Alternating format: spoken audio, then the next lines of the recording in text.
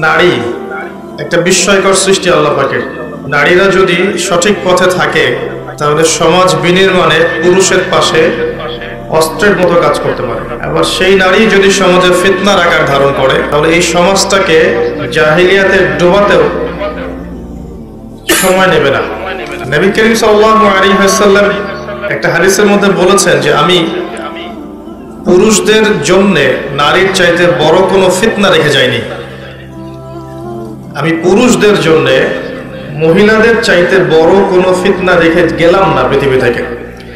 তিনি এটাও বলেছেন একটা হাদিসের মধ্যে যে বানু ইসরাইল যারা ছিল তাদের সমাজের মধ্যে প্রথম ফিতনা নারীদের মাধ্যমেই সৃষ্টি হয়েছে। তো আমরা একটু নারীদের ইতিহাসটা দেখি এবং কোরআন থেকে আপনাকে কিছু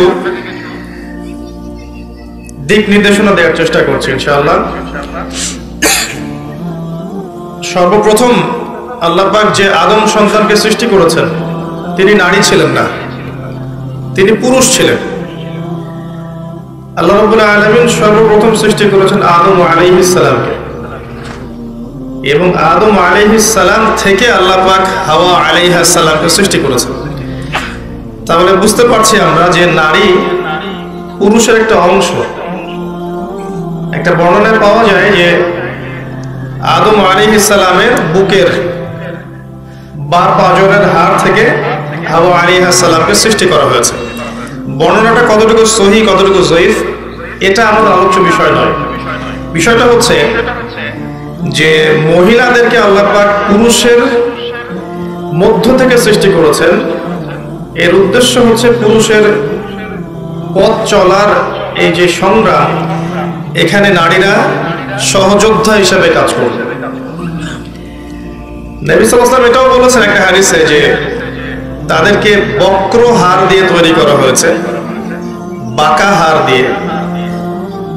তো এই হাড়টাকে তুমি যদি জোর করতে চাও তাহলে ভেঙে যাবে, জোর করে সোজা করতে চাইলে ভেঙে যাবে, আর ওই অবস্থায় ছেড়ে দিলে হাড় বাঁকাই থেকে যাবে।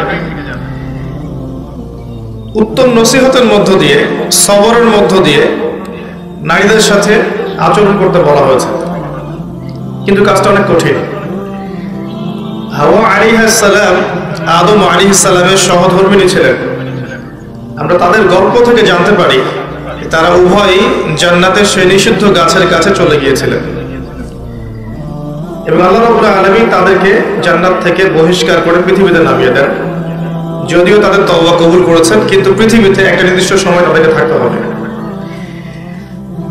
পৃথিবীতে নামিয়ে দিয়ে আল্লাহ পাক যে দিক নির্দেশনা দিয়েছিলেন সেটা হলো যে তোমরা পৃথিবীতে নেমে যাও, ফাইম্মা ইয়াতিয়ান্নাকুম মিন্নি হুদান, পৃথিবীতে তোমাদের কাছে আমার পক্ষ থেকে হেদায়েত আসবে।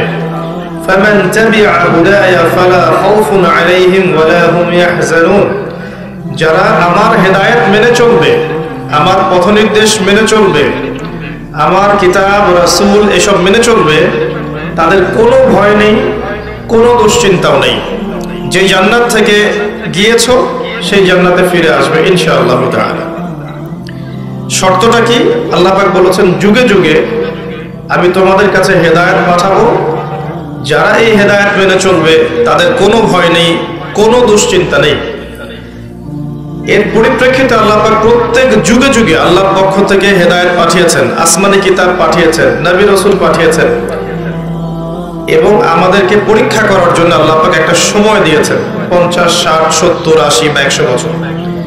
এই সময়টুকুর মধ্যে আমরা নারী পুরুষ উভয়েই যদি আল্লাহর হেদায়েত মেনে চলি, আল্লাহর আসমানি কিতাব মেনে চলি, তার নবীর আদর্শ মেনে চলি, ইনশাআল্লাহ তাআলা যেই জান্নাত থেকে এসেছি সেখানে ফিরে যাব ইনশাআল্লাহ। এটা শুধু পুরুষদের জন্য পথনির্দেশ নয়, মহিলাদের জন্যও। তার মানে মহিলাদেরকেও কোরআন এবং সুন্নাহ মেনে চলতে হবে, কারণ কিয়ামত পর্যন্ত কোরআন এবং সুন্নাহর বাইরে শরীয়তের অন্য কোনো উৎস নেই। সত্য মিথ্যা, হক বাতিল, ন্যায় অন্যায়ের অন্য কোনো মানদণ্ড নেই।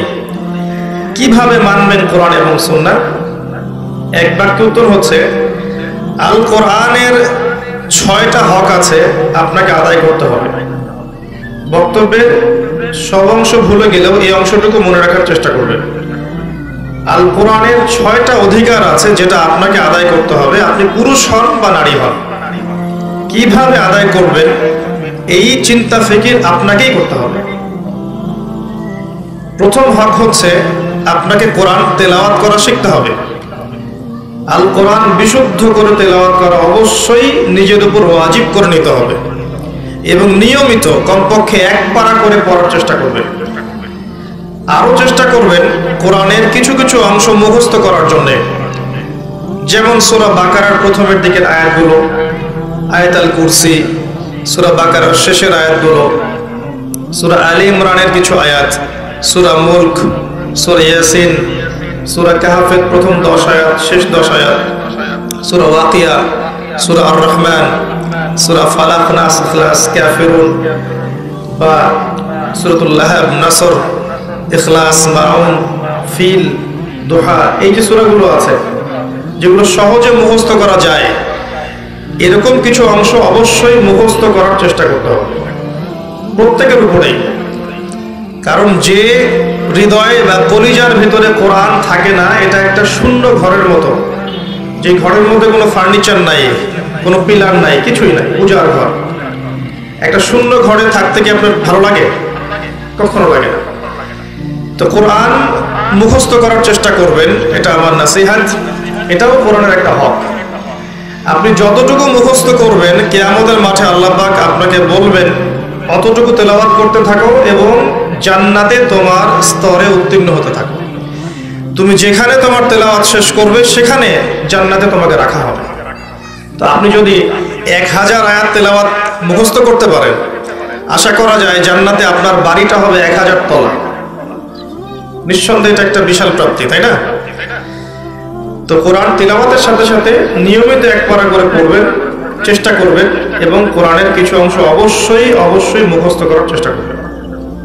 এর জন্য যদি সারাটা জীবন বিলিয়ে দেয়া লাগে, একটু মাদ্রাসায় যেতে হয়, টিচার বাসায় নিয়ে আসতে হয়, বা বেচাকারে পড়তে হয়, বা মহিলা শিক্ষিকার কাছে যেতে হয়, আপনারা যাবেন। কারণ দুনিয়া থেকে সবাইকে চলে যেতে হবে, আর যখন আমরা চলে যাব দুনিয়ার এই ভোগ বিলাস, চাকচিক্য, বাড়ি গাড়ি, টাকা কড়ি, স্বামী সন্তান কেউ আমাদের সাথে যাবে না।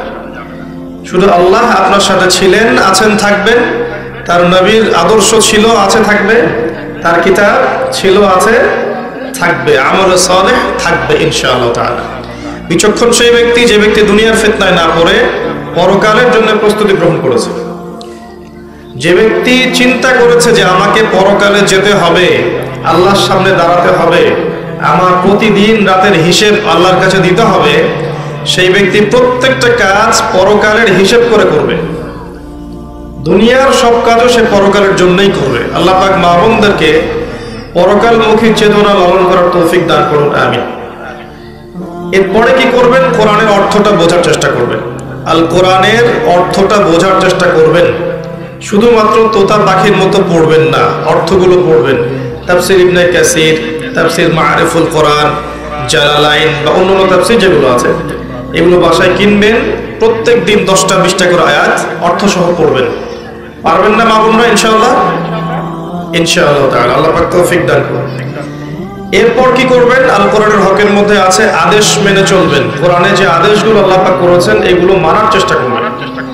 যেমন আল্লাহ পাক তাওহীদের উপর থাকতে বলেছেন, সুন্নতের উপর থাকতে বলেছেন, পর্দা করতে বলেছেন, নামাজ 5 ওয়াক্ত পড়তে বলেছেন, অর্থ সম্পদ থাকলে যাকাত দিতে বলেছেন, দান সাদাকা করতে বলেছেন, রমাদান মাসে রোজা রাখতে বলেছেন, সামর্থ্য হলে হজ উমরা করতে বলেছেন। এগুলো করবেন, যেগুলো কোরআনের আদেশ সেগুলো পালন করবেন। একই সাথে কোরআনের যে নিষেধগুলো আছে এগুলোকেও ছেড়ে দিবেন। শুধু আদেশগুলো মানবেন, নিষেধ বর্জন করবেন না, এমন আদর্শ লালন করবেন না। নিষেধগুলোও বর্জন করবেন। যেমন শিরক করবেন না, বেদাতি কোনো আমলে লিপ্ত হবেন না, সুন্নতের খেলাফ কিছু করবেন না, হারাম খাবেন না, বেপরদায় চলবেন না, মিথ্যা বলবেন না, প্রতারণা করবেন না, গীবত করবেন না, চগলখড়ি করবেন না, ব্যভিচার করবেন না, ইত্যাদি যে কথাগুলো আছে কোরআনে নিষেধ, এগুলো অবশ্যই বর্জন করতে হবে। যারা শুধু আদেশ মানে নিষেধ বর্জন করে না, তাদের শাস্তি সম্পর্কে আল্লাহ পাক কোরআনে কি বলেছেন শুনুন। সূরা বাকারার 85 এবং 86 নম্বর আয়াতে আল্লাহ পাক বলেছেন, আফাতুমিনুনা বিবা'দিল কিতাবি ওয়া তাকফুরুনা বিবা'দ। তবে কি তোমরা কোরআনের কিছু অংশ মানো আর কিছু অংশকে মানো না? আল্লাহ প্রশ্ন করছেন আপনাকে, তবে কি তোমরা কোরআনের কিছু অংশকে মানো এবং কিছু অংশকে মানো না? মানে যেগুলো আদেশ সেগুলো মানছেন, নিষেধগুলো বর্জন করছেন না, বা যেগুলো সহজ সেগুলো করছেন, কঠিনগুলো করছেন না। এমন যদি আদর্শ থাকে, আকীদা থাকে, আল্লাহ বলছেন ফামা জাযাউ মান ইয়াফআলু যালিক ইল্লা খিজিয়ুন ফিল হায়াতিদ দুনিয়া। যারা কোরআনের কিছু অংশ মানবে, কিছু অংশ মানবে না, তাদের জাযা হচ্ছে এই দুনিয়ার জীবনেই আমি তাদেরকে লাঞ্ছিত করে দিব। নাউযুবিল্লাহ। ইয়াউমাল কিয়ামাহ ইউরাদ্দুনা ইলা আশাদ্দিল আযাব। আর কিয়ামতের মাঠে আমি এই মানুষদেরকে সবচেয়ে যন্ত্রণাদায়ক শাস্তি প্রদান করব যারা কোরআনের কিছু মানে কিছু মানে না। ধরেন নামাজ পড়ে আবার সুদও খায়, আবার যাকাতও দেয়, এদিকে ঘুষও খায়। আবার ধরেন যে মাশাআল্লাহ তাহাজ্জুদ গোজার, এদিকে বেপরদায় চলে, এদিকে মাশাআল্লাহ তাসবিহ তাহলিল করছে, কোরআন তেলাওয়াত করছে, সারাদিন মানুষের গীবত করে বেড়াচ্ছে। এদিকে মাশাআল্লাহ দেখবেন দান সাদাকা অনেক করছে, আবার এদিকে হিন্দি সিরিয়াল, স্টার জলসা, জি বাংলা, পর্নোগ্রাফি, হারাম মুভিজ এগুলোতে ব্যস্ত আছে। মানে এক কথায় কিছু কিছু মানে আর কিছু কিছু মানে না। এমন আদর্শ যারা লালন করবে এদের শাস্তি হচ্ছে দুনিয়াতে আল্লাহ পাক লাঞ্ছিত করে দিবেন, নাউযুবিল্লাহ। আর পরকালে মর্মান্তিক শাস্তি মানে জাহান্নামে আল্লাহ পাক জ্বালাবেন। আর জাহান্নামের কথা মনে পড়লেই কিন্তু একটা হাদিস মনে পড়ে যায়। নবী সাল্লাল্লাহু আলাইহি ওয়াসাল্লাম মেরাজের রাতে গিয়েছিলেন। মেরাজের রাতে আল্লাহ পাক তাকে জান্নাত জাহান্নাম দুটোই দেখিয়েছেন, দেখেন নাই? দেখিয়েছেন। যখন তিনি জাহান্নাম দেখেছেন, সেখানে জাহান্নামের প্রহরী একজন ফেরেশতাকে দেখেছেন। খুব ভালো করে শোনেন প্রিয় মা বোনেরা, জাহান্নামের প্রহরী ফেরেশতাকে নবীজি দেখেছেন। আর জাহান্নামে 19 জন প্রহরী ফেরেশতা আছে, মাত্র 19 জন মেইন কমান্ডার। আর বাকি যে কত মালায়েকা আছে আল্লাহ ভালো জানেন। আলাইহা 19 আল্লাহ পাক বলেছেন, ওয়ামা ইয়ালামু জুনুদা রাব্বিকা ইল্লা হু। তো সেই কমান্ডারদের মধ্যে একজন, যার নাম হচ্ছে মালিক। সূরা যুখরুফের মধ্যে তার নাম উল্লেখ করা আছে, তার নাম মালিক। এই ফেরেশতাকে দেখে নবী সাল্লাল্লাহু আলাইহি ওয়াসাল্লাম বিস্মিত হয়ে গিয়েছিলেন, কারণ তার মুখের মধ্যে হাসি ছিল না। তিনি বললেন জিবরাইল আলাইহিস সালামকে, হে জিবরাইল, এই ব্যক্তিকে, এই ফেরেশতাকে, ব্যক্তি নন, এই ফেরেশতাকে যে কখনো হাসে না। জিবরাইল আলাইহিস সালাম বললেন, এর নাম হচ্ছে মালিক। আল্লাহ পাক তাকে জাহান্নামের প্রহরী হিসেবে সৃষ্টি করেছেন। জাহান্নাম সৃষ্টি হওয়া থেকে নিয়ে আজ পর্যন্ত সে কখনো হাসেনি, নাউযুবিল্লাহ। চিন্তা করতে পারছেন? কোনোদিনও হাসে নাই, কারণ জাহান্নামের আযাব দেখতে দেখতে দেখতে দেখতে তার মুখের হাসি উঠে গেছে। জাহান্নামে যারা যাবে তাদের মুখে কি হাসি থাকবে? নবী সাল্লাল্লাহু আলাইহি ওয়াসাল্লাম অনুমতি নিয়ে জাহান্নামে উকি দেওয়ার পারমিশন আল্লাহ পাক তাকে দিয়েছিলেন। তিনি উকি দিয়ে যা দেখেছেন, প্রিয় মা বোনেরা ভালো করে শুনুন। নবী করিম সাল্লাল্লাহু আলাইহি ওয়াসাল্লাম বলেছেন যে আমি জাহান্নাম দেখেছি এবং দেখেছি সেখানকার বেশিরভাগ অধিবাসী হচ্ছে নারী জাতি। ইন্না লিল্লাহি ওয়া ইন্না ইলাইহি রাজিউন। মনে করবেন না যে আল্লাহ পাক মেয়েদের প্রতি জুলুম করতে পারেন। নিঃসন্দেহে আল্লাহ পাক কারো প্রতি জুলুম করবেন না। ইন্নাল্লাহা লা ইয়াজলিমু মিসকালা যাররা। আল্লাহ পাক যাররা পরিমাণও জুলুম কারো প্রতি করেন না। তার মানে যারা জাহান্নামে যাবে তার উপযুক্ত হয়েই যাবে ইনশাআল্লাহ তাআলা। আরেকটা বিষয় হচ্ছে, এই হাদিসটা শেষ জামানার মহিলাদের জন্য খাস। জাহান্নামের অধিকাংশ অধিবাসী যে নারী জাতি হবে, এটা অন্য উম্মার নয়, এই উম্মতের, উম্মতে মুহাম্মদ। তার মানে আপনাকে বুঝতে হবে উম্মতে মুহাম্মাদির মেয়েদের সাথে এমন কিছু হবে সমাজে, রাষ্ট্রে, বিশ্বে, যে তারা আর জান্নাতের পথে চলতে পারবে না, তারা জাহান্নামের পথে যেতে বাধ্য হবে। এবার চিন্তা করেন বিগত 100 বছরে এই নারী জাতির সাথে কি হয়েছে আসলে।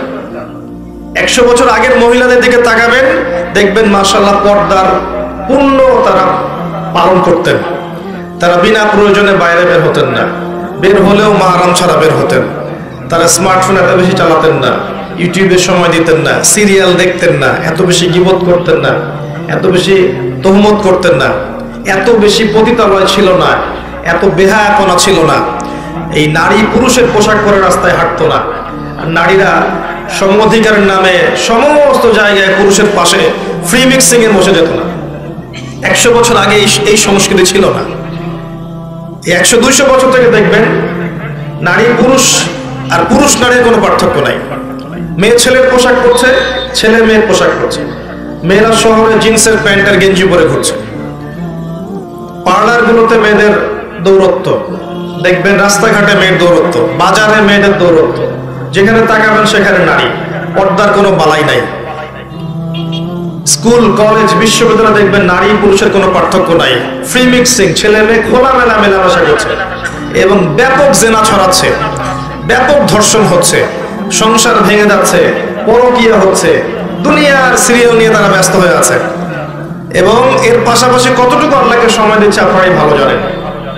এর পাশাপাশি উল্টা দিকে নাই কোরআনের আলো, নাই মাদ্রাসায় পড়াশোনা, না আছে তাদের তালিম, না আছে তাদের পিছনে মেহনত, না আছে এই মেয়েদেরকে আপনার দিনের পথে নিয়ে আসার কোনো প্রচেষ্টা, না আছে 5 ওয়াক্ত সালাত, না পরিবারের পর্দা, না ইসলামী অনুশাসন, না সংস্কৃতি, এগুলো উঠে গেছে। এর ফলশ্রুতিতে বিগত 100 বছর আপনি দেখবেন নারীরা জাহান্নামে যাওয়ার উপযুক্ত হয়েছে বলেই আল্লাহ রাসূল সাল্লাল্লাহু আলাইহি ওয়াসাল্লাম দেখে এসেছেন যে কিয়ামতের মাঠে এবং জাহান্নামের এই গহ্বরের মধ্যে নারীদের সংখ্যা হবে বেশি। তাছাড়াও আরো কারণ আছে, পুরুষদের তুলনায় মেয়েদের সংখ্যা বেশি। এটা একটা কারণ যে মেয়েরা জাহান্নামে বেশি যাবে। আর এক শ্রেণীর মানুষ জাহান্নামে বেশি যাবে, তারা হচ্ছে উদ্ধত এবং অহংকারী। যারা উদ্ধত এবং অহংকারী, এই মানসিকতা, এদেরকে দিয়ে আল্লাহ পাক জাহান্নাম পূর্ণ করবেন। প্রিয় মা ও বোনেরা, জাহান্নামের শাস্তির কয়েকটা বর্ণনা শোনাচ্ছি। নবী সাল্লাল্লাহু আলাইহি ওয়াসাল্লাম দেখে এসেছেন এক শ্রেণীর মানুষ, তাদেরকে রক্তের নদীতে ফেলে মাথা ফাটিয়ে দেওয়া হচ্ছে। নবী জিজ্ঞাসা করলেন, এরা কারা? জিবরাইল আলাইহিস সালাম বললেন, এরা হচ্ছে আপনার উম্মতের সেই সব ব্যক্তি যারা ছিল সুদখোর। সুদের মধ্য দিয়ে তারা গরিবের রক্ত চুষে খেয়েছে, এই কারণে ওদেরকে রক্তের নদীতে ফেলে মাথা ফাটিয়ে দেওয়া হচ্ছে। যে ব্যক্তি সুদ খাবে, যে সুদ দিবে, যে সুদের সাক্ষী থাকবে এবং সুদের কথা লিখে রাখবে, 4 শ্রেণীর মানুষকে আল্লাহ রাসূল সাল্লাল্লাহু আলাইহি ওয়াসাল্লাম সমানভাবে অভিশাপ করেছেন। আমরা আশা করব আপনারা সুদ খাবেন না, পরিবারের কর্তাকে সুদের দিকে উদ্বুদ্ধ করবেন না এবং সুদী সমিতির মধ্যে নাম লেখাবেন না।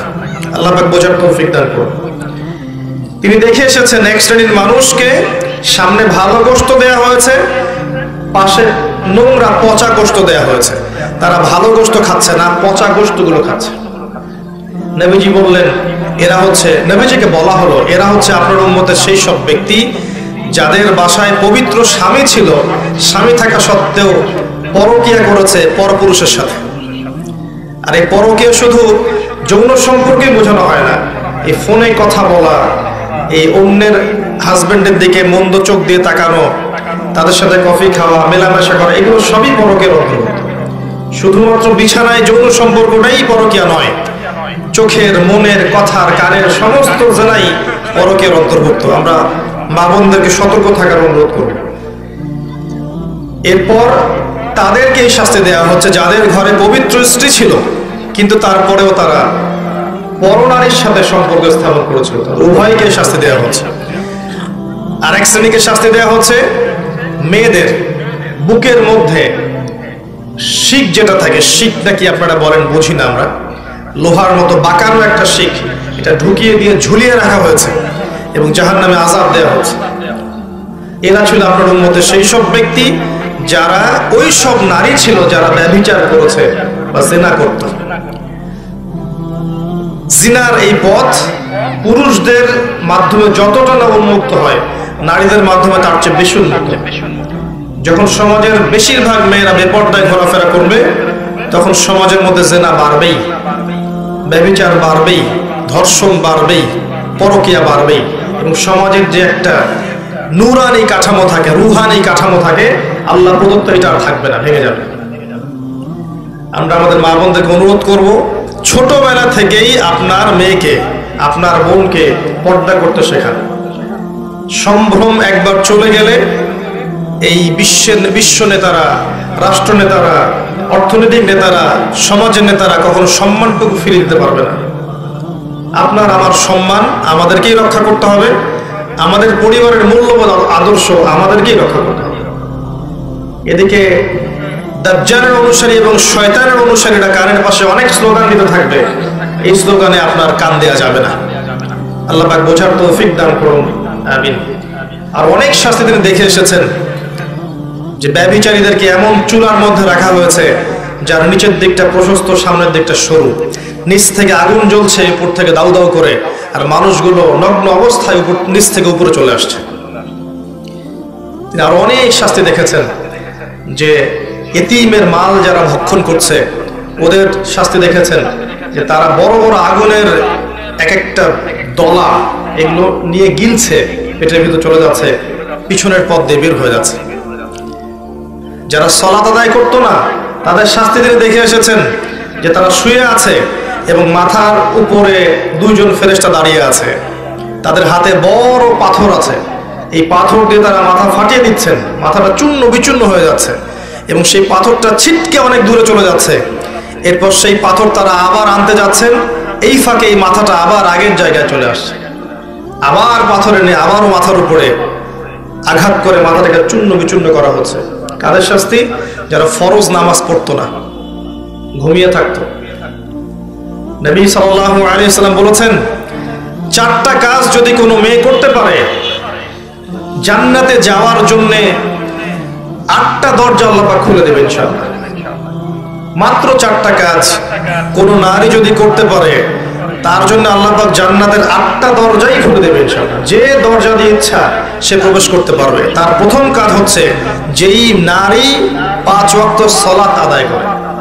কতজন মেয়ে এখন 5 ওয়াক্ত সালাত পড়ে নিজেরাই ভেবে দেখেন, বা আদৌ সালাতের নিয়ম কানুন জানে কিনা ভেবে দেখেন, ওযু ঠিকমতো করতে পারে কিনা ভেবে দেখেন, সালাতের ফরজ ওয়াজিব কোনটা, সুন্নাহ কোনটা, মুস্তাহাব জানে কিনা এটা ভেবে দেখেন।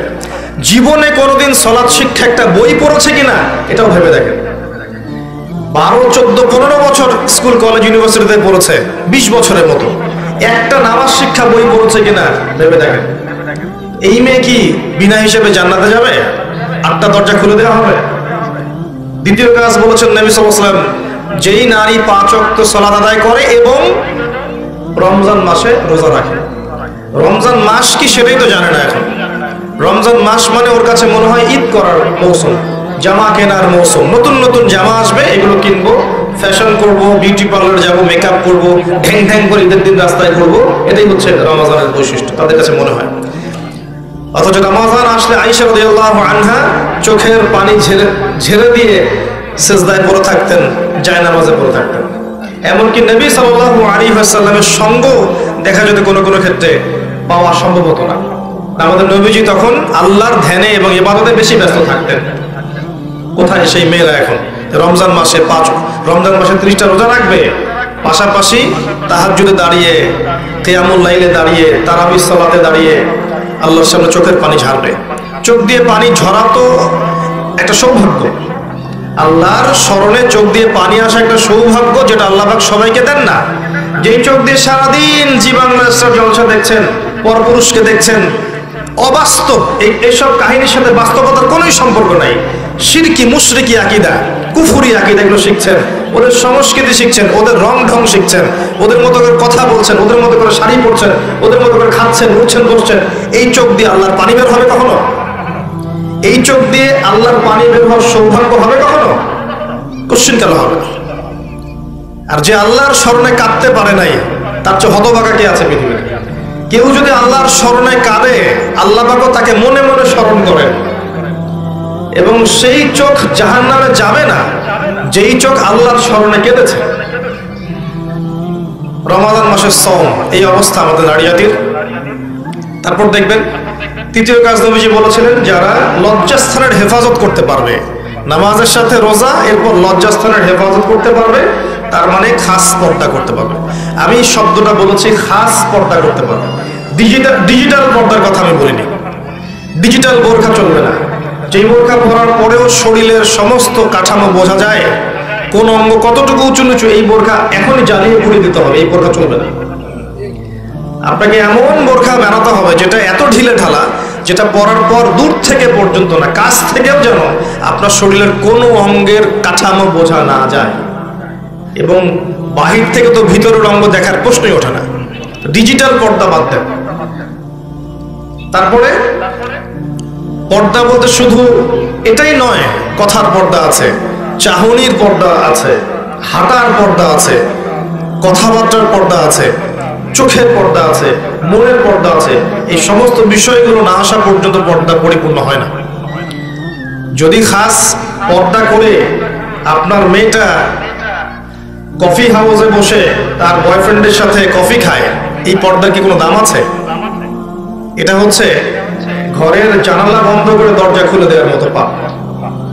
এই বোকামি কেউ করবে? শুধুমাত্র পোশাকটাই পর্দা নয়, মনের পর্দা আছে, চলনে বলনে পর্দা আছে, কথায় পর্দা আছে, চোখের পর্দা আছে। শোনেন, সূরাতুল কাসাসের মধ্যে আল্লাহ রাব্বুল আলামিন মূসা আলাইহিস সালামের একটা গল্প উল্লেখ করেছেন, ঘটনা, যে মূসা আলাইহিস সালাম যখন শুআইব আলাইহিস সালামের কওমের মধ্যে গেলেন, সেখানে তিনি একা ছিলেন, কারণ তিনি মার্ডার কেসের আসামি হয়ে গেছেন। ফিরআউন তাকে ধাওয়া করছে, তার দলবল। তিনি চলে গেছেন মাদিয়ানে, সেখানে গিয়ে বসে আছেন।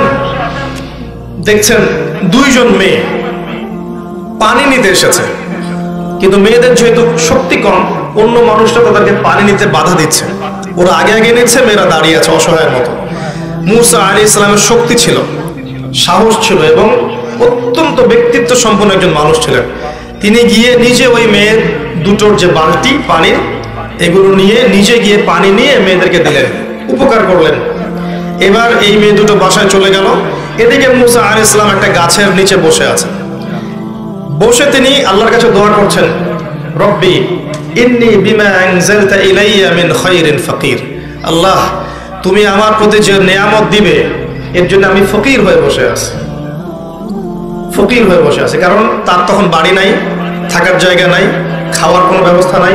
তিনি তো পালিয়ে এসেছেন মিশর থেকে। তখন ওই দুই মেয়ের একজন মেয়ে হেঁটে হেঁটে আসলো। আল্লাহ রাব্বুল আলামিন ওই মেয়েটার হেঁটে হেঁটে আসার যে স্টাইল, সেটাও কোরআনের মধ্যে বলেছেন। এত সূক্ষ্ম কোরআন আমরা বুঝি না। তিনি বলেছেন আল্লাহ পাক যে মেয়েটা লাজুক ভঙ্গিতে হেঁটে মূসার কাছে আসলো। কি ভঙ্গিতে? লাজুক ভঙ্গিতে হেঁটে মূসার কাছে আসলো। এসে বলল, আমার বাবা আপনাকে বাসায় ডেকেছেন। তার বাবার নাম শুআইব আলাইহিস সালাম। এই যে মেয়েটা লাজুক ভঙ্গিতে হেঁটে এসেছে, এই কথাটা কোরআনে আছে। তার মানে মেয়েদের হাঁটার মধ্যেও একটা আদর্শ আল্লাহ দিয়েছেন। এখনকার এই জেনারেশনের হাঁটা কি লাজুক ভঙ্গিতে? এদের হাঁটা দেখলে শত শত না লক্ষ লক্ষ যুবক জেনায় লিপ্ত হয়ে যাচ্ছে হাঁটা দেখেই। এই হাঁটা, চলাফেরা, পোশাক আশাক, এই ফ্রি মিক্সিং, বন্ধু বান্ধবী এই সংস্কৃতি, এই যে চাচাতো ভাই কাজিন এই সংস্কৃতি, চাচাতো ভাই চাচাতো বোন, খালাতো ভাই খালাতো বোন, এই ফ্রি মিক্সিং সংস্কৃতি। তারপর ইউনিভার্সিটিতে যাবে, নোট এক্সচেঞ্জ করা, কফি খাওয়া, তারপরে জেনা করা, বিছানায় যাওয়া, ব্রেকআপ হয়ে যাওয়া, এই সংস্কৃতি। চাকরি ক্ষেত্রে যাবে, সেখানে দেখবেন আপনার পাশে বসে আছে একজন নারী, মাশাআল্লাহ ফর্মাল ড্রেসে। আপনি ইমান রক্ষা করতে পারবেন? আপনি যাবেন, ব্যাংকে যাবেন, পলিটিক্যাল সেক্টরে যাবেন, গার্মেন্টস সেক্টরে যাবেন, আপনি কমার্শিয়াল সেক্টরে যাবেন, মার্কেটে যাবেন, যেখানেই যাবেন দেখবেন একদম সয়লাভ, ছেলে মেয়ের ফ্রি মিক্সিং এর সয়লাভ। আর কোথায় সে আয়াত, ওই মেয়েটা লাজুক ভঙ্গিতে হেঁটে আসলো। কোথায় কোরআন আর কোথায় বাস্তবতা? কোথায় কোরআন, কোথায় বাস্তবতা? দেখছেন, ওই মেয়েটার সাথে আল্লাহ রাব্বুল আলামিন এই মূসা আলাইহিস সালামের বিয়ে দিলেন। পরে তিনি তাকে বিয়ে করেছেন এবং 8 বছর শুআইব আলাইহিস সালামের ফার্মে চাকরি করেছেন মূসা আলাইহিস সালাম। তার মানে একজন ব্যক্তিত্ব সম্পন্ন পুরুষ একজন ব্যক্তিত্ব সম্পন্ন মেয়েও পায়।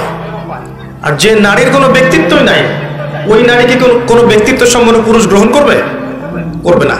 তো এইরকম বেপর্দা এবং বেহায়াপনায় যে নারীরা আছে, এরা কখনো ইমানদার, প্রকৃত ইমানদার, মুত্তাকি, পরহেজগার স্বামী খুঁজে পাবে না। আর যখন আপনি পাবেন না এমন স্বামী, তখন আপনার জীবনটা হবে জাহান্নাম। দেখবেন আপনি যেমন মানসিকতার, স্বামীও দেখবেন মাশাআল্লাহ আপনাকে রেখে বাইরে 3টা 4টা 5টা প্রেম করে বেড়াচ্ছে। আর কিফাউন কিরাম, আল্লাহ পাক যেটা বলেছেন, মানে ইকুয়ালি ডিলড হবে। আপনি যেমন হবেন আপনার স্বামী তেমনই হবে, আপনি যেমন হবেন আপনার স্ত্রীও তেমনই হবে। বিয়ের সময়, বিয়ের পরে চেঞ্জ হতে পারে। হয়তো 2 জন হেদায়েতের উপর ছিল, বিয়ের পরে একজন পথভ্রষ্ট হয়ে গেছে, হতে পারে। বা 2 জন পথভ্রষ্ট ছিল, বিয়ের পরে হেদায়েতের উপর আসছে, হতে পারে। কিন্তু একজন ব্যভিচারী পুরুষ ব্যভিচারী নারীর জন্য, আর মুত্তাকি পুরুষ মুত্তাকি নারীর জন্য। এটাই হচ্ছে আল্লাহ পাকের হিসাব। তো আমি জাহান্নাম বলতে গিয়ে এতদূর পর্যন্ত এসেছি। নবী সাল্লাল্লাহু আলাইহি ওয়াসাল্লাম যেটা বলেছেন, জাহান্নাম মানেই নারী আর নারী। তার মানে শেষ জামানার মেয়েদের সাথে এমন কিছু হবে যার ফলশ্রুতিতে আপনারা আর জান্নাতের পথে চলতে পারবেন না। আমি বলে দিচ্ছি এটা কি হয়েছে। শেষ জামানায় মেয়েদের সাথে ফেমিনিস্ট রেভলিউশন নামে একটা বিপ্লব হয়েছে, যে মেয়ে ছেলের কোনো পার্থক্য নাই, সবাই সমান, আপনি আর পর্দার বালাই নাই, আপনি পুরুষের সাথে কাঁধে কাঁধ মিলে যেখানে ইচ্ছা সেখানে করবেন। এই যে ফেমিনিস্ট রেভলিউশন, এর ফলশ্রুতিতে আপনি আপনার তাওহীদ হারিয়েছেন, সুন্নত হারিয়েছেন, নবীর আদর্শ হারিয়েছেন, পর্দা হারিয়েছেন, সম্মান হারিয়েছেন, ইজ্জত হারিয়েছেন, আল্লাহর ওই নুরানি খাতা থেকে নাম কাটা পড়ে গেছে। তওবা করে যদি ফিরে আসতে পারেন, এখনো যদি তাওহীদে আসতে পারেন, সুন্নতে আসতে পারেন, খাস পর্দায় আসতে পারেন, 5 ওয়াক্ত সালাত আদায় করতে পারেন, যাকাত দিতে পারেন, রমজানের সওম রাখতে পারেন, সুন্দর করে আল্লাহর আদেশ নিষেধ মেনে চলতে পারেন, এবং এই যে 4টা কাজ, সালাত, সওম, পর্দা এবং স্বামীর আনুগত্য, এই 4টা কাজ করতে পারেন, ইনশাআল্লাহ তাআলা আজও সম্ভব আপনার সমস্ত গুনাহকে নেকিতে পরিবর্তন করা, এবং পরকালে কিয়ামতের মাঠে আপনার জন্য জান্নাতের 8টা দরজা খুলে যাওয়া। এটা এখনো সম্ভব।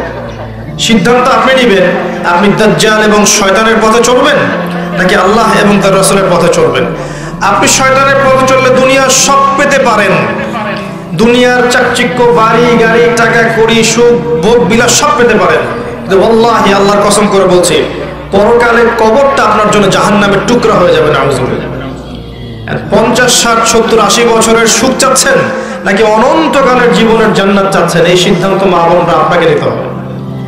যদি আপনি সিদ্ধান্ত নেন যে আমি আল্লাহকে চাই, রাসূলকে চাই, তারাই আমার আপন, আর কেউ আমার আপন নয়, আমাকে আল্লাহর কাছে একা ফিরে যেতে হবে, স্বামী সন্তান বাড়ি গাড়ি ব্যাংক ব্যালেন্স জমি জমা সব ছেড়ে, তাহলে বুদ্ধিমানের কাজ হবে নিজেকে আল্লাহর জন্য ওয়াকফ করে দেন, সুপর্দ করে দেন।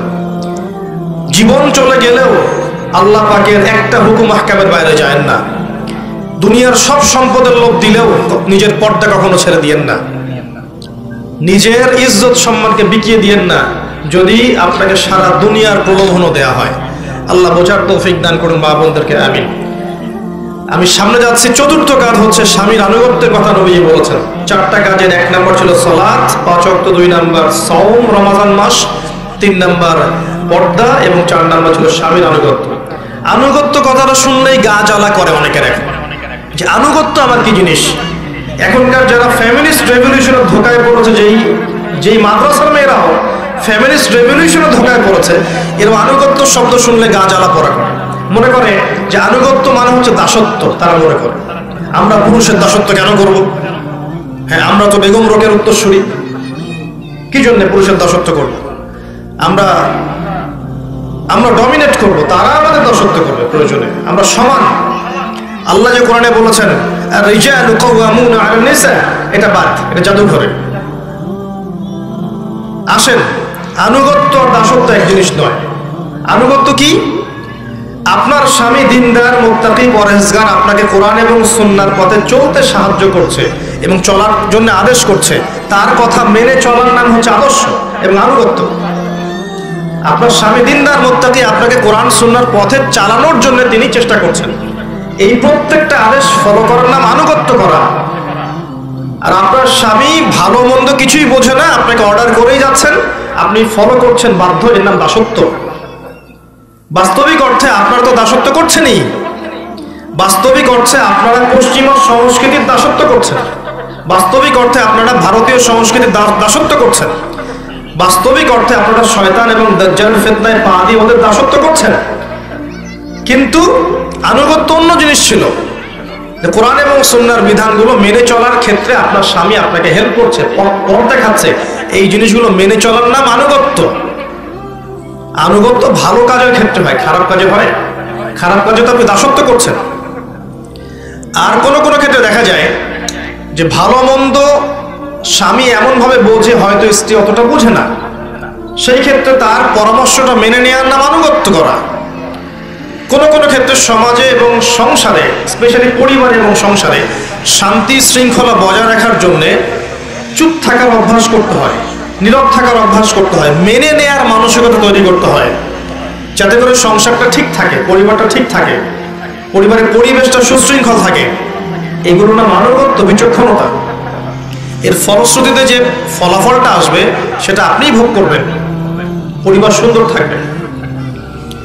এখনকার পশ্চিমাদের ধোকায় পড়লে স্বামীকে আপনার শত্রু মনে হবে, স্বামী আমার কাছে সম্মানের পাত্র নয়, বরং স্বামী আমার প্রতিদ্বন্দ্বী, ও পারলে আমি কেন পারবো না, এই চেতনা তৈরি করছে না? ও করলে আমি কেন নয়, তারা করলে আমি কেন নয়, মানে স্বামী এবং স্ত্রী, নারী আর পুরুষকে ওরা একে অপরের প্রতিদ্বন্দ্বী বানিয়ে দিয়েছে। অথচ সমাজ সংসার পরিবার এগুলো টিকে থাকে একে অপরের সহযোগিতায়, প্রতিদ্বন্দ্বিতা হলে হবে? প্রতিদ্বন্দ্বিতা হলে কখনো টিকে থাকে না। শোনেন, নবী সাল্লাল্লাহু আলাইহি ওয়াসাল্লাম বলেছেন, আমি যদি আল্লাহর পরে কাউকে সিজদা করার আদেশ করতাম তাহলে আমি মেয়েদেরকে বলতাম তারা যেন স্বামীদেরকে সিজদা করে। এই সম্মানটা আল্লাহ স্বামী দিয়েছেন। প্রিয় মা বোনেরা, 4টা কাজের কথা বলেছিলাম। তার প্রথমটা হচ্ছে একজন নারী যদি 5 ওয়াক্ত সালাত বাসায় 5 ওয়াক্ত সালাত টাইম টু টাইম ওয়াক্ত মোতাবেক আদায় করতে পারে, রমাদান মাসে সওম রাখতে পারে 1 মাস, নিজের লজ্জাস্থানের হেফাজত করতে পারে অর্থাৎ পর্দা ঠিকমতো করতে পারে, এবং ভালো কাজে তার স্বামীর আনুগত্য করতে পারে, ইনশাআল্লাহ তাআলা এই মহিলা বা এই নারী যখন মারা যাবে পরকালে আল্লাহ রাব্বুল আলামিন তাকে জান্নাতের 8টা দরজা খুলে দিবেন, যেই দরজা দিয়ে ইচ্ছা সে জান্নাতে প্রবেশ করতে পারবে। আমরা আশা করব আপনারা এই 4টা কাজ করার মানসিকতা নিয়ে আজকের মাহফিল থেকে বাসায় যাবেন। আজকের পর থেকে কোনোদিনও যেন নামাজ ছুটে না যায়, নামাজ কাজা না হয়, নামাজ থেকে আপনাকে কেউ গাফেল করতে না পারে, সমস্ত কাজ পড়ে আগে সালাত। আজকের পর থেকে কখনো যেন রমাদান মাসের সওম মিস না যায়, যেগুলো আল্লাহর নিয়মে ছুটে যাবে সেগুলো পরে কাজা করে নেবেন। আজকের পর থেকে যেন পর্দা না ছুটে যায়, হৃদয়, কথা, চোখ, শরীর, পোশাক সমস্ত ক্ষেত্রে যেন আপনার পর্দা বজায় থাকে। এবং সর্বশেষ যে বিষয়টা স্বামীর আনুগত্য, এই বিষয়টা যেন আপনার মধ্যে থাকে। স্বামী আপনার মহব্বতের, স্বামী আপনার ভালোবাসার মানুষ, স্বামী আপনার প্রতিদ্বন্দ্বী নয়, আপনার সহযোগী। আপনার সমস্ত বিষয়ের গার্ডিয়ানশিপ এখন স্বামীর হাতে। স্বামী যে বিষয়গুলো পছন্দ করেন সেগুলোর মধ্যে ফোকাস করবেন, যেগুলো পছন্দ করেন না সেগুলো তার সামনে করবেন না। যে ভালো কাজগুলো স্বামী আপনাকে করতে বলবেন সেগুলো অবশ্যই করবেন, তবে আল্লাহ এবং তার রাসূলের বিরুদ্ধে যদি স্বামী কিছু করতে বলে আপনি কখনোই স্বামীর আনুগত্য করবেন না, এই দাসত্ব করবেন না।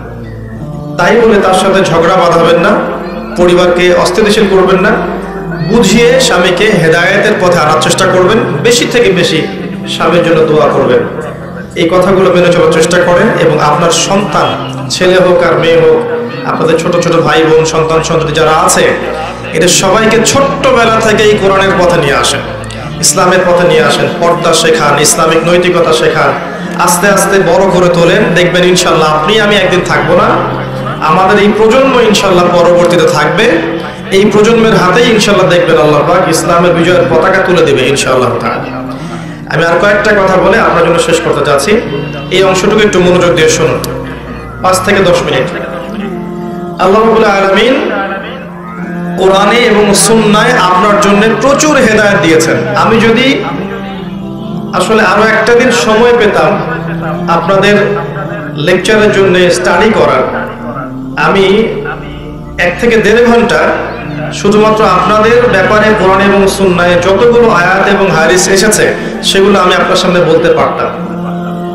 আমার সফরের ক্লান্তিজনিত কারণ এবং সময় সংকুল না হওয়ার কারণে আমি সেই 1.5 ঘন্টার লেকচারটা এখন দিতে পারছি না। ইনশাআল্লাহ ভবিষ্যতে শুধুমাত্র মহিলাদের জন্য আলাদা একটা খুতবা বা মাহফিল থাকবে, সেখানে পুরো বিষয়গুলো আমি তোলার চেষ্টা করবো ইনশাআল্লাহ, আল্লাহ তৌফিক দান করুন। তবে আমি চিস্টগুলো এখন বলছি আপনাকে। আল কোরআনের প্রথম সূরা সূরা বাকারা। এই সূরা বাকারার মধ্যে যে নবীর ঘটনাকে কেন্দ্র করে এর নাম সূরা বাকারা হয়েছে, তার নাম নবী মুসা আলাইহিস সালাম। কথা ঠিক আছে? আচ্ছা, নবী মুসা আলাইহিস সালাম এর পরিবারের মধ্যে নারীদের জন্য হেদায়েত আছে। নবী মুসা আলাইহিস সালামের মা এমন একজন মা ছিলেন, যখন ফেরাউন ছোট ছোট বাচ্চাদেরকে হত্যা করছিল, তখন আল্লাহ পাকের ইলহাম তার কাছে এসেছে। সূরা তাহা পড়ে দেখবেন, সে তার ছোট্ট দুগ্ধপোষ্য শিশুকে এই যে সিন্ধুকের মধ্যে নিয়ে নদীতে ভাসিয়ে দিয়েছে। প্রিয় মা এবং প্রিয় স্ত্রী বা প্রিয় বোন যারা আছেন, তাদের প্রতি নসিহত শুনুন। আল্লাহর দ্বীনের জন্য, আল্লাহর দ্বীনের স্বার্থে আপনার প্রিয় জিনিস আল্লাহর পথে কুরবানি করতে হতে পারে, এই মানসিকতা রাখতে হবে। এটা আপনার শিক্ষা। আপনাকে মুসা আলাইহিস সালামের মায়ের মতো হতে হবে, আপনার সন্তানকে আল্লাহর পথে উৎসর্গ করার মানসিকতা রাখতে হবে। ছোটবেলা থেকেই সন্তান সন্ততি ছেলে মেয়ে যারা আছে, এদেরকে আল্লাহর ওয়াস্তে আল্লাহর লাইনে দিয়ে দেন।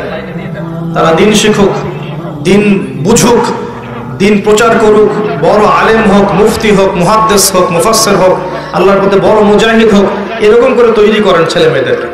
মুসা আলাইহিস সালামের মায়ের মধ্যে আপনার জন্য হেদায়েত আছে।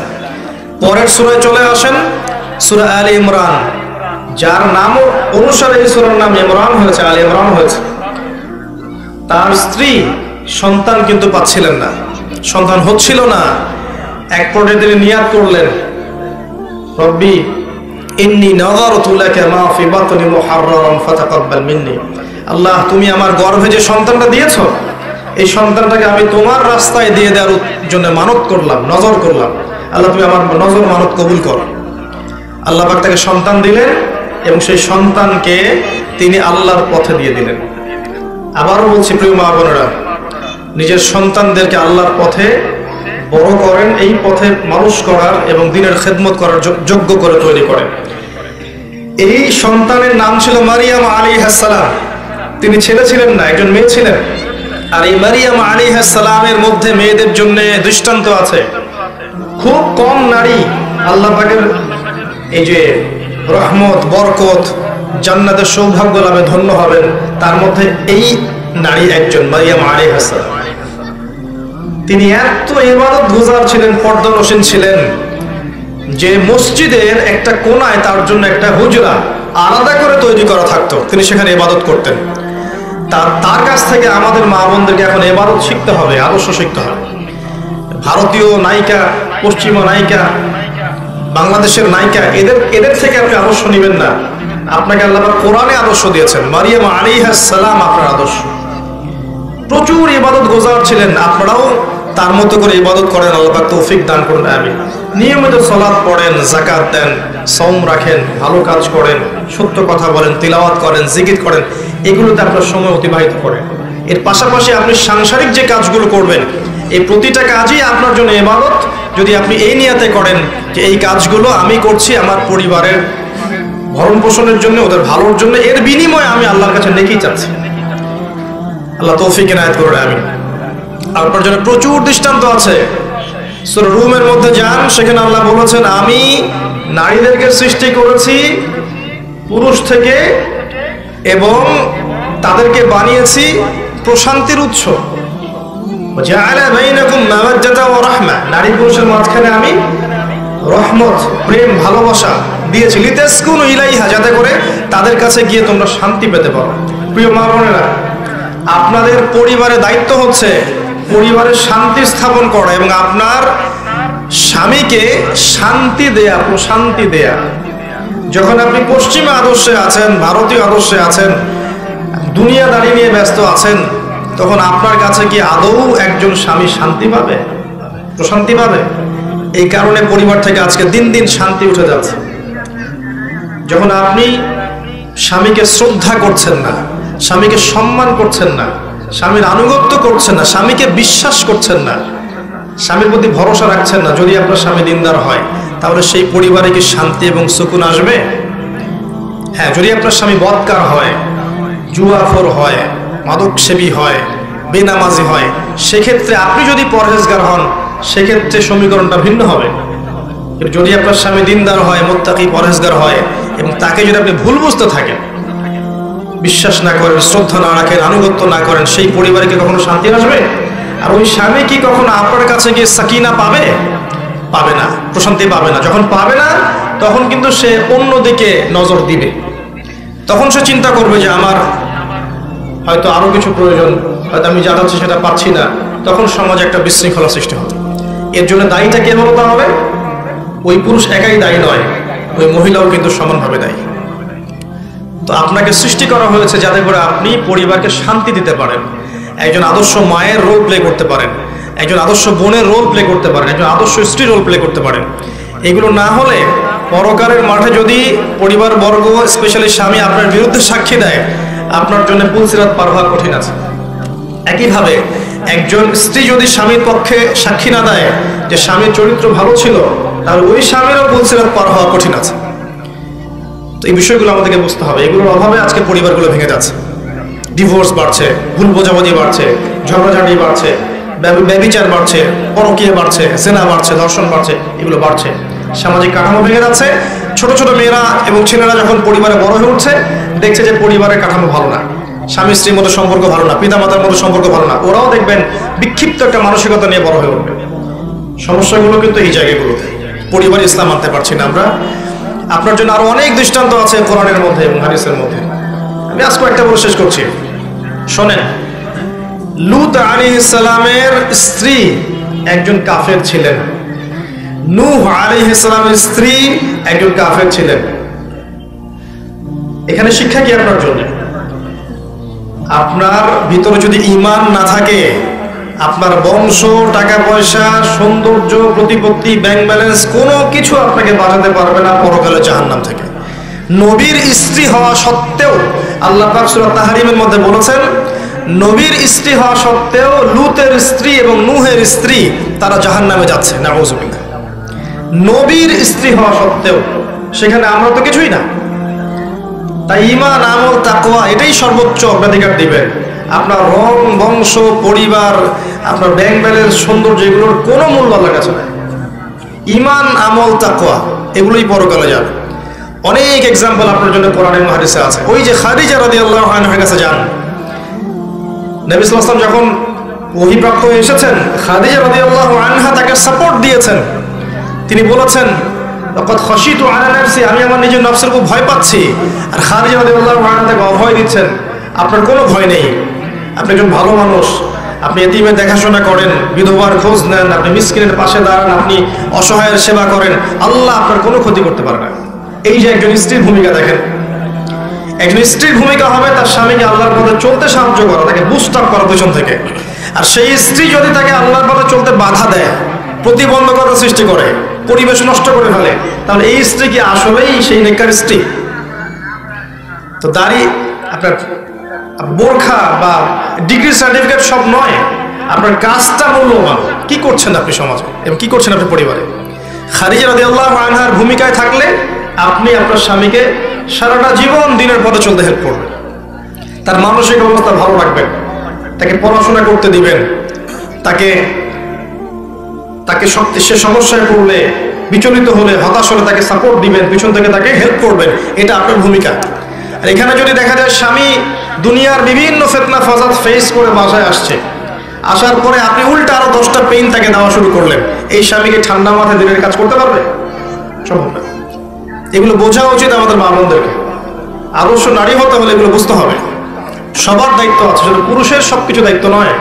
একজন পুরুষ বাইরের বিষয়গুলো ডিল করেন, টাকা পয়সা আর্ন করেন, সমাজের শত্রুদেরকে ফেস করেন, কত বিষয়টাকে ফেস করে বাসায় আসতে হয়। এরপর যদি বাসায় এসে সেই একটা সুকুন, শান্তির পরিবেশ না পায়, একটা সাপোর্টিভ স্ত্রী না পায়, এই পুরুষ তো আগাতে পারবে না, সে ঝরে পড়বে। প্রচুর এক্সাম্পল আছে। আয়েশা রাদিয়াল্লাহু আনহার দিকে যান, নবী সাল্লাল্লাহু আলাইহি ওয়াসাল্লামকে কিভাবে তিনি সাপোর্ট দিয়েছেন, কিভাবে সাপোর্ট দিয়েছেন। তার অন্যান্য স্ত্রীদের দিকে যান, দেখেন কিভাবে তারা সাপোর্ট দিয়েছেন। একবার নবী সাল্লাল্লাহু আলাইহি ওয়াসাল্লাম একটা সিদ্ধান্ত নিতে ইতস্ততা মানে কোনটা নিব। সাহাবীরা একটা কাজ করে ফেলতে যাচ্ছে, নবী সাল্লাল্লাহু আলাইহি ওয়াসাল্লাম আরেকটা করতে আদেশ করছেন, সাহাবীরা একটু মানতে দ্বিধা করছে। এটা সম্ভবত হুদাইবিয়ার সন্ধির সময়কার ঘটনা। তার স্ত্রী তাকে পরামর্শ দিলেন যে আপনি আগে ইয়া হয়ে যান, ইহরাম থেকে আপনি আগে ইহরাম খুলে ফেলেন, আপনি হালাল হয়ে যান, আপনার দেখা দেখে দেখবেন সাহাবীরা হালাল হয়ে গেছে। পরামর্শ, স্ত্রী এমন পরামর্শ দিয়েছেন যাতে করে অনেক সমস্যা সলভ হয়ে গেছে। আপনি কোরআনে পাতায় পাতায় পাবেন এই যে ইব্রাহিম আলাইহিস সালাম, কেউ নাই তার সাথে, তার স্ত্রী সারা আছে না, একাই চলে গেলেন, তার স্ত্রীকে নিয়ে হিজরত করে চলে গেলেন। কেউ নাই সমাজের পাশে, স্ত্রী পাশে থাকলে নেককার স্ত্রী আপনি বিশ্ব জয় করতে পারবেন। আর যদি দেখেন সবাই আপনার সাথে আছে, পরিবারে নেককার স্ত্রী নাই, দাজ্জালের অনুসারী স্ত্রী আছে, আপনি তো পরিবারই জাহান্নাম, কিভাবে আপনি সমাজকে ডিল করবেন? আবার ওই ইব্রাহিম আলাইহিস সালামের আরেকজন স্ত্রী হাজরা আলাইহিস সালাম, তার দৃষ্টান্ত দেখেন, তার ছেলে কি ইসমাইল না আলাইহিস সালাম, ইসমাইল আলাইহিস সালামকে তার বাবা বলছেন যে ইন্নী আরা ফিল মানামি আন্নী আযবাহুকা, আমি স্বপ্নে দেখেছি আমি তোমাকে জবাই করছি, ফানজুর মাযা তারা, তোমার রায় কি বলো। সেই ছোট্ট বাচ্চা ইসমাইল বলছে ইয়া বাতি, হে আমার বাবা, ইফআল মা তুমার, আপনি তাই করেন যা আপনাকে আদেশ করা হয়েছে। সাতাজিদুনি ইনশাআল্লাহু মিনাস সাবিরিন, আপনি আমাকে সবরকারী পাবেন ইনশাআল্লাহ। এই যে ছোট্ট বাচ্চা ইসমাইল, এই বাচ্চাটাকে তার বাবা মানুষ করে, যাকে মরুভূমিতে রেখে আসা হচ্ছে, একা, খাবারও নাই পানিও নাই। একবার খালি জিজ্ঞাসা করলেন, হে ইব্রাহিম, আপনি কি আল্লাহর আদেশে এই কাজ করছেন? আপনি আমাদেরকে কোথায় রেখে যাচ্ছেন? ইব্রাহিম আলাইহিস সালাম বুকে পাথর বেঁধে কথা বলতে পারছেন না। কি বলবেন? কথা বলতে পারছেন না। খারাপ লাগছে না স্ত্রী সন্তানকে এখানে রেখে আসতে? দূরে গিয়ে পাহাড়ের আড়ালে দাঁড়িয়ে তিনি হাত তুলে দোয়া করছেন, হে আল্লাহ, ইন্নী আসকানতু মিন যুররিয়াতি বিওয়াদিন গায়রি যী যার'ইন 'ইনদা বাইতিকাল মুহাররাম রাব্বানা লিয়ুকিমুস সালাহ ফাজআল আফইদাতাম মিনান নাসি তাহওয়ি ইলাইহিম ওয়ারযুকহুম মিনাস সামারাতি লাআল্লাহুম ইয়াশকুরুন। এই দোয়া করছেন, আল্লাহ, আমি আমার স্ত্রী সন্তানকে রেখে আসলাম, কেউ নাই, তুমি আছো শুধু সাথে, খাবার নাই পানি নাই, এই জন্য রেখে আসলাম যাতে করে তারা সালাত কায়েম করে। আল্লাহ, তুমি অন্য মানুষের মনগুলোকে ওই জায়গা থেকে ঘুরিয়ে দাও। দেখেন আমাদের মন কিন্তু কাবার দিকে ঘুরে থাকে, এবং ওদেরকে ফল ফলাদি দিয়ে রিজিক দাও যাতে তারা শুকরিয়া আদায় করতে পারে। ইব্রাহিমের দোয়ার ফসল আজকের এই মক্কা। তারপর দেখেন ওই যে হাজরা আলাইহিস সালাম খালি একবার বললেন, আপনি কি আল্লাহর আদেশে আমাকে রেখে যাচ্ছেন? ইব্রাহিম আলাইহিস সালাম বললেন যে, খালি মাথা নাড়লেন যে হ্যাঁ, এতটুকু। এরপর তিনি বলছেন, যদি তাই হয়ে থাকে তাহলে আমার আল্লাহ আমাকে একা ফেলে দিবেন না, যদি তাই হয়ে থাকে আমার আল্লাহ আমাকে একা ফেলে দিবেন না, আমরা আল্লাহর প্রতি ভরসা করলাম। এই যে তাওয়াক্কুলকারী নারী ইসমাইল আলাইহিস সালামের মা, তার গর্ভ থেকে আপনি ইসমাইলের মতো সন্তান পাবেন, যাকে বলা হচ্ছে তোমাকে জবাই করব, সে বলছে যে আমাকে সবরকারী পাবেন ইনশাআল্লাহ। আমি কোরআন বুঝাতে ব্যর্থ, কারণ আমি এর ফিলিংস গুলো, এর ফ্লেভার গুলো, হাকিকত নূর গুলো ব্যাখ্যা করতে পারবো না, আমার সেই ভাষাও নাই, আমি সত্যি পারছি না হক আদায় করতে। কিন্তু এই ঘটনাগুলো কোরআনের মধ্যে আছে, পাতায় পাতায় আপনি দেখবেন নারীদের জন্য হেদায়েত কোরআনে আছে। আয়েশা রাদিয়াল্লাহু আনহা, হাফসা রাদিয়াল্লাহু আনহা পরামর্শ করলেন, নবী সাল্লাল্লাহু আলাইহি ওয়াসাল্লাম একজন স্ত্রীর ঘরে বেশি সময় থাকেন কেন? আপনি আসলে বলবেন যে আপনি কি বাবা আফির খেয়েছেন, আমার কাছে আসলে আমি তাই বলবো, আপনার মুখ দিয়ে গন্ধ বের হচ্ছে। নবীজি ঢুকলেন, প্রথমে সে যখন এরকম আদর্শে নিজের জীবন যৌবন গড়ে তুলবে, এরপর যখন সে একজন নেককার পুরুষকে বিয়ে করবে, তখন সে দেখবেন পরিবারের মধ্যে জান্নাতের মধ্যে বসবাস করছে। ওই স্ত্রীও ওই স্বামীকে পেয়ে ধন্য হবে, ওই স্বামীও ওই স্ত্রীকে পেয়ে ধন্য হবে। তার পরিবারটা দেখবেন নববী আদর্শে গড়ে উঠবে ইনশাআল্লাহ। ওই পরিবারের বাচ্চা কাচ্চা যারা গড়ে উঠবে, বেড়ে উঠবে, এরা দেখবেন আগামীতে এই উম্মার জন্য সত্যিকারের মুজাহিদ রূপে গড়ে উঠবে ইনশাআল্লাহ। এর বিপরীতে গিয়ে যদি আমরা এমন করি, ছোটবেলা থেকে দিনের বালাই নাই, নামাজ রোজার বালাই নাই, সারাদিন এই ফোন আর স্মার্টফোন আর অপসংস্কৃতির বিউটি পার্লার, ফ্যাশন, বেহায়াপনা, নগ্নতা, প্রি মিক্সিং, এইগুলোর উপর চলতে থাকি আর কি সারা জীবন। এই নারীরা যখন বড় হবে, জীবন যৌবন পার করবে, বেনামাজি, রোজা রাখে না, পর্দার বালাই নাই, ইসলামের বেসিক জিনিস জানে না, কিছুই জানে না, এই নারীগুলোকে যখন আপনি ঘরে ঘরে নেবেন বিয়ে করে করে, তখন প্রতিটা পরিবার হবে জাহান্নামের টুকরা এক একটা। এবং এরাও দেখবেন সেই স্বামী পাবে না যে স্বামী মুত্তাকি, পরহেজগার, ইমানদার, এই স্বামীও তারা পাবে। এরা ওই স্বামী পাবে যারা দুনিয়াদার, যারা মদখোর, জুয়াখোর, এদিকে জিনা করছে, ব্যভিচার করছে। এভাবে আস্তে আস্তে আস্তে আস্তে সমাজটা কাঠামো ভেঙে যাবে। পরবর্তী প্রজন্ম যারা আসবে এরাও দেখবেন ওই আদর্শই গড়ে উঠতেছে, এরাও আর ভালো হবে। তাই আগামীর কল্যাণ যদি আমরা চাই, পরকালে মুক্তি চাই, দুনিয়াতে কল্যাণ চাই, সফলতা চাই, কোরআন এবং সুন্নাহর আলোকে আমাদের মা বোনদেরকে, একই সাথে আমাদের পুরুষদেরকেও এমন আদর্শে গড়ে তুলতে হবে এবং গড়ে উঠতে হবে যে আদর্শগুলো কোরআন এবং সুন্নাহ কেন্দ্রিক, যেখানে কোরআনের পাতায় পাতায় হেদায়েত আছে, সুন্নতের পাতায় পাতায় হেদায়েত আছে। আল্লাহ পাক মেয়েদেরকে স্পেশালি নারীদের সম্পর্কিত সমস্ত আয়াতগুলো পড়ার তৌফিক দান করুন, নারীদের সম্পর্কিত সমস্ত হাদিসগুলো পড়ার তৌফিক দান করুন। সময় সংক্ষিপ্ততার কারণে আমি আরো অনেক কিছু বলতে চেয়েছিলাম, হয়তো এখন সময় হলো না। ইনশাআল্লাহ আগামীতে আল্লাহ চাইলে অন্য কোনো লেকচারে, অন্য কোনো মাহফিলে বা খুতবায় ফেমিনিস্ট রেভলিউশন বিষয়ে আমি কথা বলবো ইনশাআল্লাহ। মেয়েরা কি কি কারণে জাহান্নামের পথে হাঁটছে এগুলো ব্যাখ্যা করার চেষ্টা করবো ইনশাআল্লাহ। একই সাথে মেয়েদের উপর কি জুলুম হচ্ছে এগুলো ব্যাখ্যা করার চেষ্টা করবো ইনশাআল্লাহ। এগুলো থেকে আল্লাহ রাব্বুল আলামিন আমাদের নারীদেরকে হেফাজত করুন, আমাদের পরিবারের কর্তাদেরকে আল্লাহ পাক বুঝদান করুন। আমি একটা কথা বলে শেষ করছি, পরিবারের যিনি স্বামী থাকবেন, পিতা থাকবেন, ভাই থাকবেন, তাদেরও দায়িত্ব হচ্ছে নারীদের হেফাজত করা, তাদের সম্মানের হেফাজত করা, তাদের দ্বীনি শিক্ষা নিশ্চিত করা, তাদের পর্দা নিশ্চিত করা, তাদেরকে দিনের পথে উৎসাহিত করা এবং দিনের পথে চলতে হেল্প করা, এবং সবরের সাথে শান্তশিষ্ট থেকে মেয়েদেরকে বোঝানোর চেষ্টা করা, তাদের প্রতি অন্যায় অত্যাচার না করে ঠান্ডা মাথায় বোঝানোর চেষ্টা করা। যদি বোঝাতে বোঝাতে ক্লান্ত হয়ে যান যে আর কোনোভাবেই কাজ হচ্ছে না, তখন আপনি ওই যে মন্দের ভালো একটা সিদ্ধান্ত আছে ওটাকে ছেড়ে দেন, ছেড়ে দিয়ে নতুন একজন নেককার স্ত্রী নিয়ে সংসার করতে থাকেন। আল্লাহ পাক আপনাদেরকে বোঝার তৌফিক দান করুন, আমিন। পরকালকে সর্বোচ্চ গুরুত্ব দিয়ে আল্লাহ পাক আমাদের দুনিয়ার জীবনটা কাটানোর তৌফিক এনায়েত করুন, আমিন। আমি আমার মা বোনদের জন্য খাস করে দোয়া করছি, আল্লাহ পাক আপনাদের প্রত্যেককে খাস পর্দায় থাকার তৌফিক দান করুন, 5 ওয়াক্ত নামাজ পড়ার তৌফিক দান করুন, আপনার রমজানে রোজা রাখার তৌফিক দান করুন, খাস পর্দা করার তৌফিক দান করুন। দাজ্জাল এবং শয়তান এবং ফ্যামিলিস্টদের ধোঁকা থেকে আল্লাহ পাক আপনাদেরকে হেফাজত করুন, নিজের ভালো নিজেদেরকে বোঝার তৌফিক দান করুন। আপনাদের পরিবারগুলোর মধ্যে আল্লাহ শান্তি, হেদায়েত, রহমত নাজিল করুন। আপনারা যেন ইসমাঈল আলাইহিস সালামের মায়ের মতো হতে পারেন, খাদিজা, আয়েশা, মারিয়াম আলাইহিস সালাম তাদের মতো হতে পারেন। আল্লাহ পাক এই তৌফিক আপনাদেরকে লাভে ধন্য করুন, আমিন। আকুলু কওলি হাযা আস্তাগফিরুল্লাহ লি ওয়া লাকুম ওয়া লিসাইরিল মুসলিমিন। বারাকাল্লাহু লানা ওয়া লাকুম বিল আয়াতিল হাকীম। ইন্নাহু তাআলা জাওয়াদুন কারীম বার রাউফুর রহিম।